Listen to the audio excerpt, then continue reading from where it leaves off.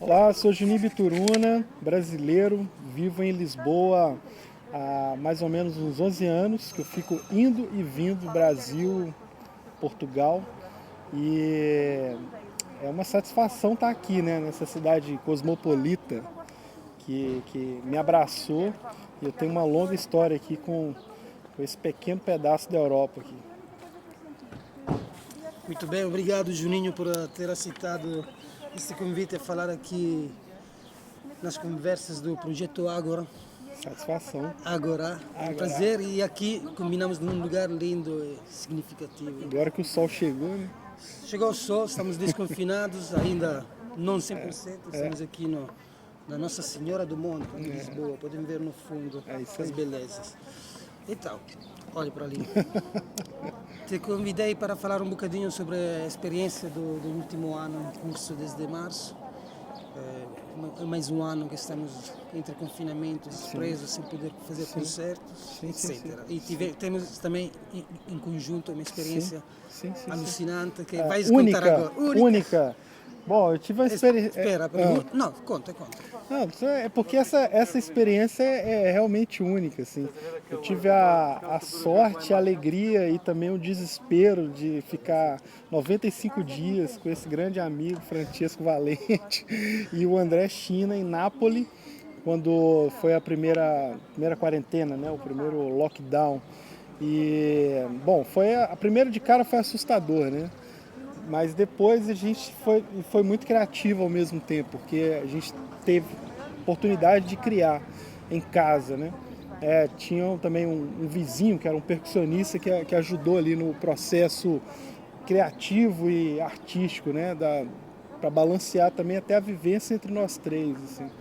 Então, bom, inicialmente foi criativo porque a gente tocou muito, criou muito, né? E tocamos até ficar exausto de tocar um com o outro. E pronto, a gente compôs aí um disco que a gente vai gravar com o projeto Chafu. E, e depois teve um tempo, foi a parte ruim da história, que quando, obviamente, você ficar tanto tempo com as mesmas pessoas, você acaba ficando estafado da vivência e tudo mais, né?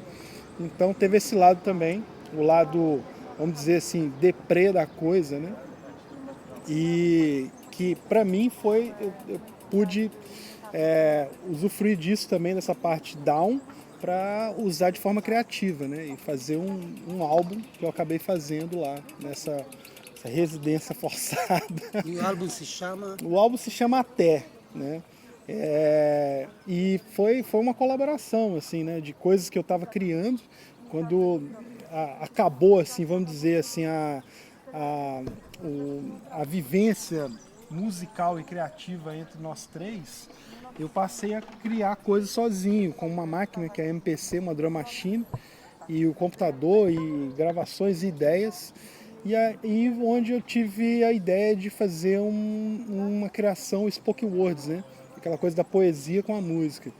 E passei a comunicar com as pessoas de fora, do Brasil e outros amigos, a partir de criação, de poemas e tudo mais. E foi melhor para mim porque era melhor do que ficar conversando à toa na internet ou conversando em grupos, né? E então conversando com criação ficou mais legal, assim. Então o disco tá lá, o disco chama Até e tem 8 faixas.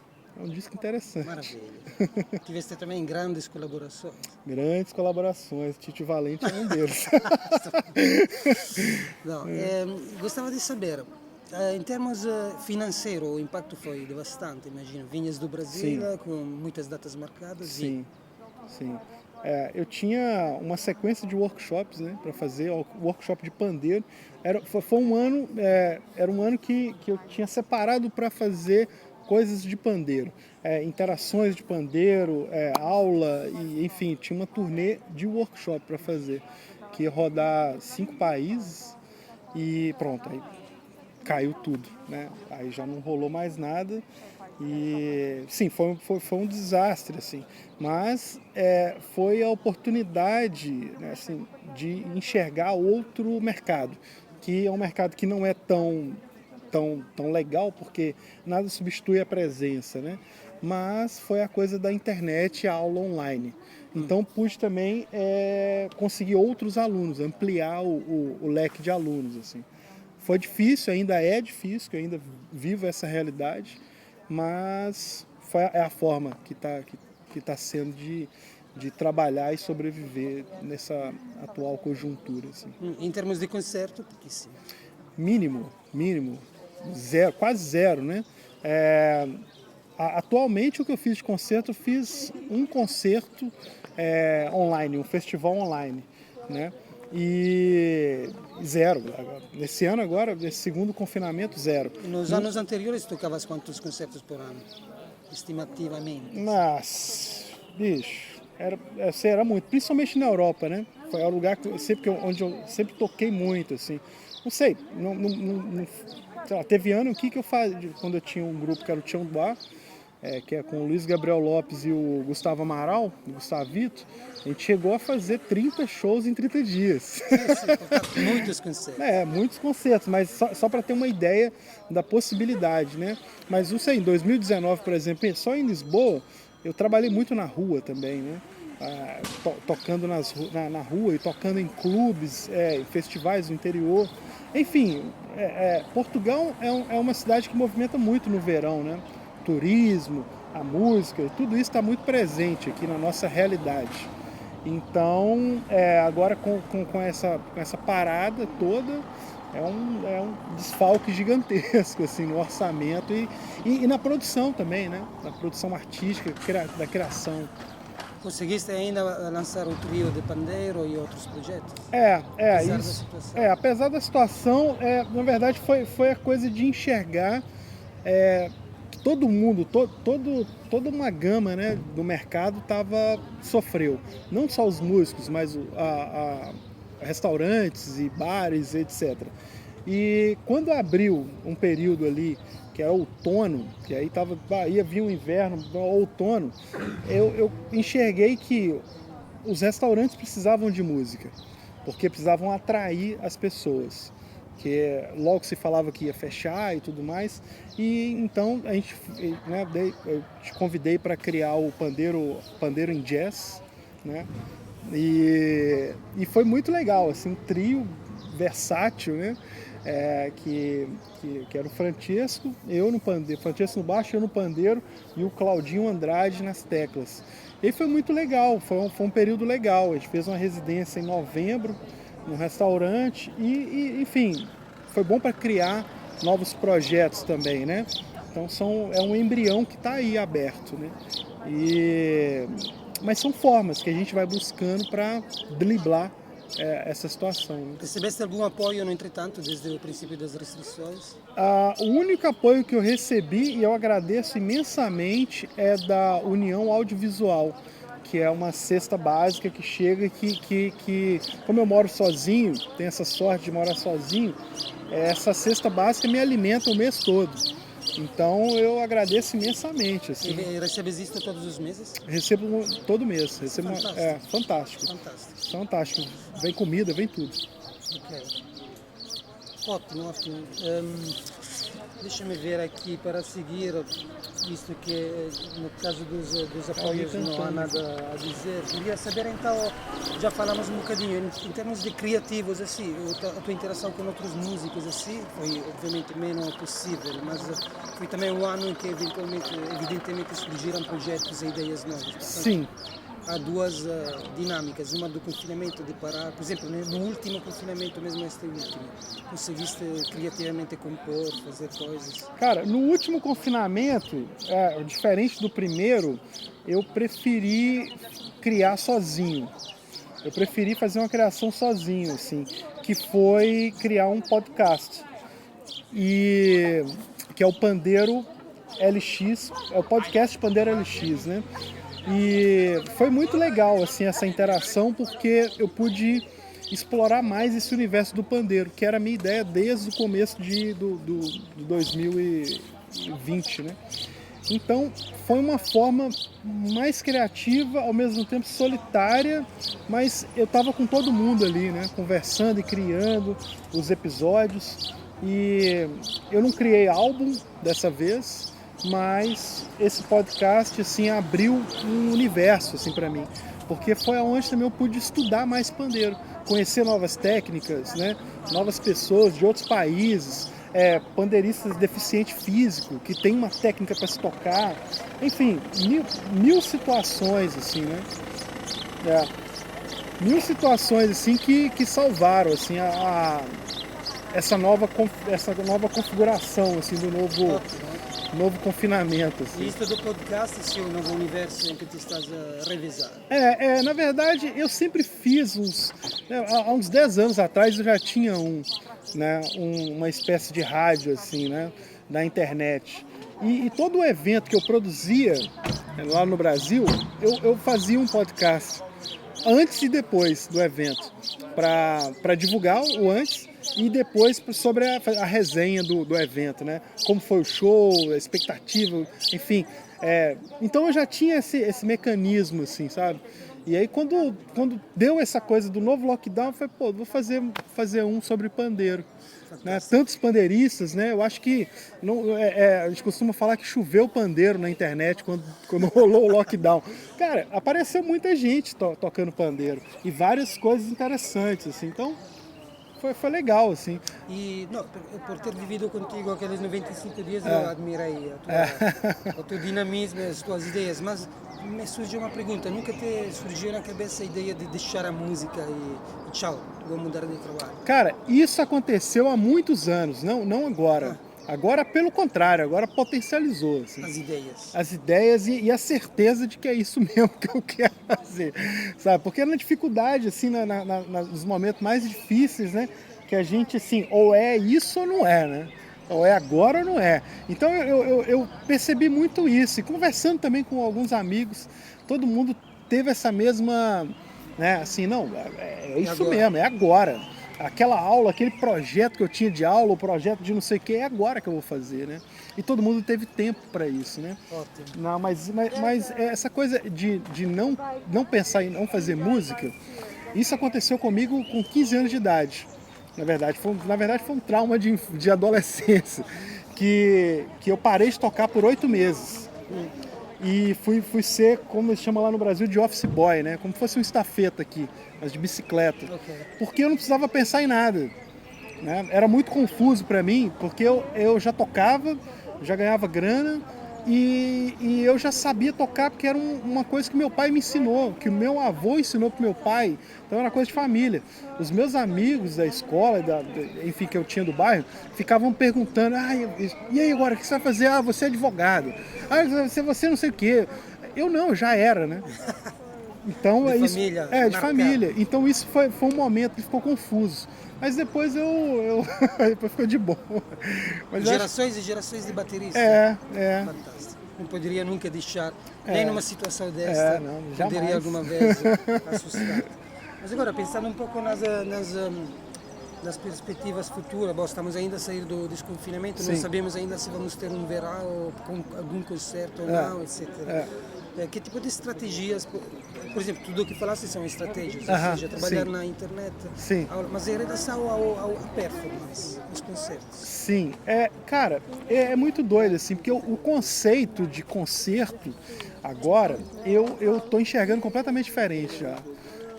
Eu penso assim, que agora com a bagagem de 2 confinamentos, eu penso que quando a gente for tocar agora, isso não pode ser apenas uma amostra, sabe? A gente sentar ali num lugar, ou num palco, ou num cantinho e apenas tocar, por tocar.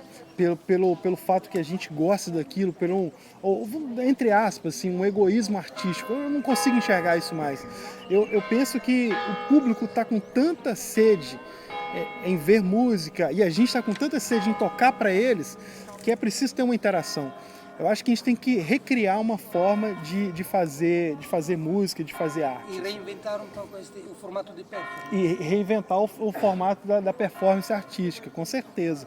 Eu não sei como, na verdade, mas eu sinto essa falta, assim, sabe? Assim como eu penso, não sei, assim, quando eu ministro aula na rua, naturalmente tem uma interação e naturalmente tem um aspecto de espetáculo.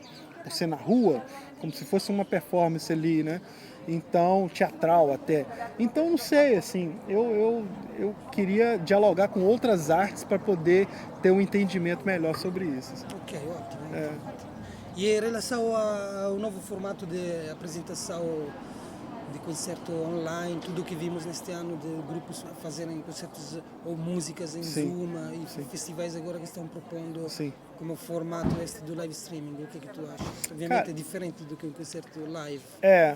Cara, eu acho que só funciona, de cara é um desastre, né? De cara já é uma forma que não supre, né? Ninguém, assim. É raso, na verdade, é uma forma muito rasa, o que chega tanto para o músico e tanto para o público. Eu acho que funciona o gravado, que aí você tem uma condição melhor sonora, você pode fazer uma coisa legal, uma pós-produção, uma imagem legal. Então eu penso que a coisa do Zoom agora é um mini-doc, né? Basicamente é um mini-doc. E aí a junção do audiovisual. Então, agora, o live mesmo é frio. Não bate, É frio. É demasiado frio. Okay. Ou você tem uma grande produção, que não é o caso da nossa gama, da maioria das pessoas. Se te lembrar, já vimos alguns concertos live, quando estávamos juntos em Nápoles, reconhecemos os dois que não chegava a energia. Não chega a energia, não bate. Da banda que estávamos não bate, né? E já tocaste em situações de restrições, ou seja, imagina um palco grande com o público sentado em uma cadeira, seja uma cadeira não, ou como público, ou como músico, já estiveste? Não, ainda não tive essa experiência, não. Ok, porque gostava de saber no caso positivo o que achavas.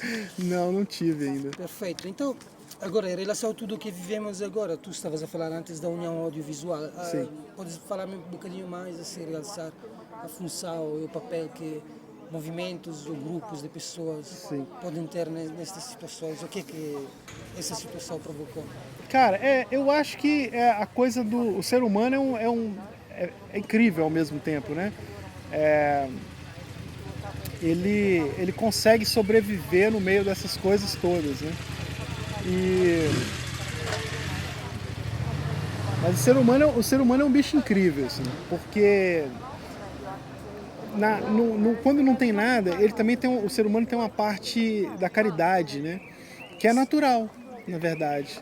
Então surgem projetos como a União Audiovisual, né? Que nada mais a menos que são as pessoas ali dessa área que foram afetadas brutalmente, né? Os técnicos de luz, palco, etc., e que criaram esse coletivo. E no Brasil também tiveram vários. E eu vi várias lives de alta produção, de grandes artistas, arrecadando grana para isso também. Eu acho incrível, né? Porque é isso. Tem os artistas famosos e tem os artistas que não são tão reconhecidos assim. Mas que tem um reconhecimento de cada um tem o seu público, né? E movimenta uma economia. A verdade é essa. A arte em si, ela movimenta uma economia brutal, movimenta turismo, movimenta economia, gira emprego, né, formal e informal. Então, é o mínimo que esse setor seja recompensado com o básico.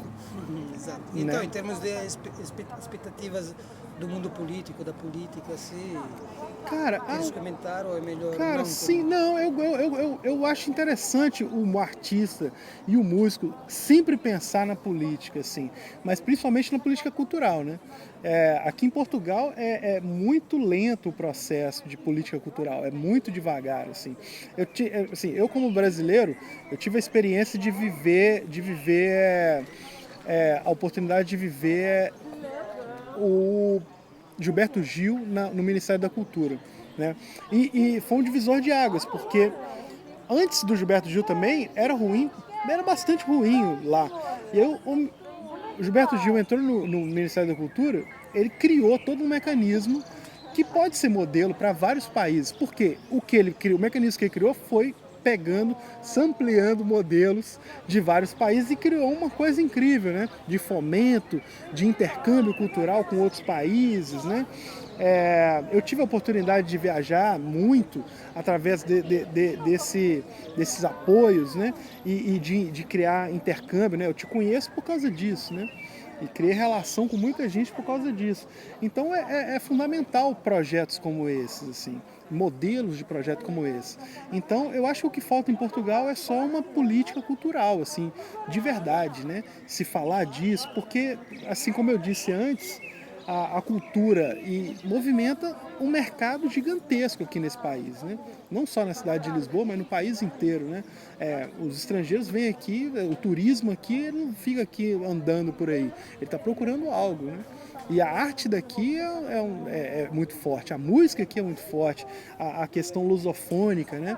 O universo lusofônico, né? Isso aqui é uma gama de... Eu vim para cá por isso, assim, sabe? Uma cidade cosmopolita e intercâmbio artístico gigantesco. Não é todo lugar que tem isso, sabe? Muito obrigado, Juninho. É isso aí. És o maior. Gostei muito do teu contributo. Gostava de perguntar-te para acabar se queres nos dar uma dica das tuas produções covídicas. Desde março até aqui para conseguirmos ouvir-te, ou quem está a ouvir, irá ouvir isto, poderá ouvir a tua música, alguma coisa que tenhas feito a partir de março. Sim, eu acho só ficar de olho aí nas comunicações, né, virtuais, assim, que agora é dessa forma que a gente programa para se encontrar, né, tanto virtualmente quanto pessoal, né, quando é possível. Então, na minha página do Instagram é onde eu comunico tudo e deixo aí aberto para ouvirem aí o podcast Pandeiro LX e para quem tiver afim fazer aula de pandeiro. A gente tem um grupo legal, assim, onde eu mando vídeos, tem uma partitura, áudio e encontros virtuais e reais. Grande. E não tens uma ou duas músicas? Tem. E aí tem uma página no Bandcamp também, onde você pode encontrar a discografia e bituruna. Mas do repertório mais, digamos, recente, criado nessa situação. Na atual conjuntura, só um disco que vai sair em breve. É um disco do João Pires, que é o que eu estou produzindo. Ok, e em Nápoles fizeste o disco de poesia? Em Nápoles tem o disco que é o Até, onde também você pode ouvir no Bandcamp. Tem lá uma música qualquer, alguma que queiras... Cara, tem a primeira música. A primeira música eu acho que logo de cara, assim, né, é o Vento. Que é uma música, eu acho que fala muito a verdade do que todo mundo está vivendo agora, assim, né? É um disco forte, assim, vamos dizer assim, para quem sofreu muito na pandemia, é um disco que eu confesso que é um disco forte, assim, mas tem também uma parte leve e tudo mais. Eu recomendo duas faixas, a faixa O Vento, que é a primeira, e a segunda faixa, que é o Babo, que é onde você tem um contraponto ali. Você tem uma parte pesada, dark, e depois você tem um dub super relax, assim, mas que também fala dessa questão que a gente está vivendo agora de uma forma mais leve, né? Que é bom também.